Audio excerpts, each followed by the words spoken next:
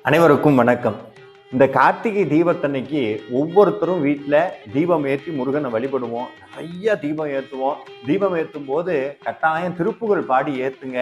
தீபமங்கள ஜோதி நமோ நம, தூய அம்பல லீலா நமோ நம, தேவ குஞ்சரி பாகா நமோ நம, அருள் தாராய். சாதாரணமா ஒரு விளக்கு ஏற்றணும்னு சொன்னா அதை வீட்டில் இருக்கக்கூடிய இருட்டை வேணா போக்கும். ஆனா அதே விளக்க முருகனுடைய பேரை சொல்லி ஏற்றணும்னு சொன்னா நம்ம வாழ்க்கையில் இருக்கிற இருட்டை அது போக்கும். அதனால இந்த தடவை ஒவ்வொரு தீபத்தை ஏற்றும் போதும் முருகான் ஒரு தீபம், குமரான் ஒரு தீபம், காங்கேயான் ஒரு தீபம், கார்த்திகேயான் ஒரு தீபம், சரவண பெருமாளேன்னு ஒரு தீபம், வள்ளிமன வாழனேன்னு ஒரு தீபம், உங்களுக்கு என்னென்னலாம் முருகனுடைய பேர் தெரியுமோ அந்த பேரெல்லாம் சொல்லி தீபம் ஏற்றுங்க.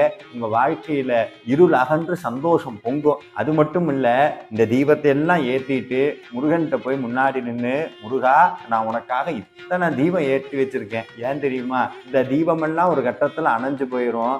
ஆனா நீ என் வாழ்க்கைக்குள்ள உன் அருளெனும் அணையா தீபத்தை என் வாழ்க்கையில் ஏற்றி வைக்க வேண்டும் கந்தவேல் பெருமானேன்னு அவனுடைய திருவடியில சரணடைஞ்சோம்னு சொன்னா நிச்சயமாக முருகப்பெருமான் நம் வாழ்விலே முருக அருளெனும் அணையா தீபத்தை ஏற்றி வைப்பார். நன்றி, வணக்கம். அனைவருக்கும் இனிய திரு கார்த்திகை தீப நன்னாள் நல்வாழ்த்துக்கள்.